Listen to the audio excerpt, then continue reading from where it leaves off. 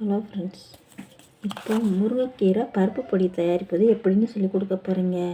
ஒரு கட்டு முருங்கைக்கீரைங்க, நெடக்கால் பருப்பு 50 கிராமுங்க, பாசிப்பருப்பு 50 கிராமுங்க, கருப்பு உளுந்தம்பருப்பு 50 கிராமுங்க, 20 கிராம் வத்தலுங்க, பூண்டுங்க, கருவேப்பிலை ஒரு கைப்பிடி அளவுங்க, பெருங்காயத்தூள் சிறிதளவுங்க, மஞ்சள் தூள் சிறிதளவுங்க, தேவைக்கேற்ற மாதிரி உப்புங்க. எங்கள் வீட்டு தோட்டத்தில் போய் ஒரு முருங்கைக்கீரை கட்டு பறிச்சிட்டு வந்தேங்க. கழுவி இணல் காய்ச்சல் 5 நாள் காஞ்சதுங்க. காஞ்சி எடுத்தோன்னு இந்த பருப்பு எல்லாத்தையும் ஒரு வதக்கி முருங்கைக்கீரை பவுட்ரு, அந்த முருங்கைக்கீரையை எடுத்து காஞ்ச முருங்கைக்கீரையை எடுத்து அதையும் ஒரு வறுத்து மிக்சியில் இவனை ஒரு அடி அடித்தேனுங்க.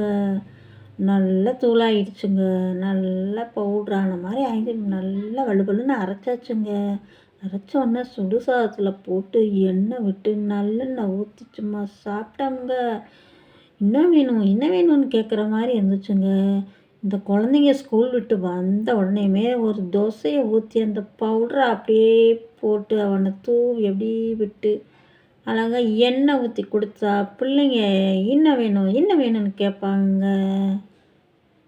தேங்க்யூ.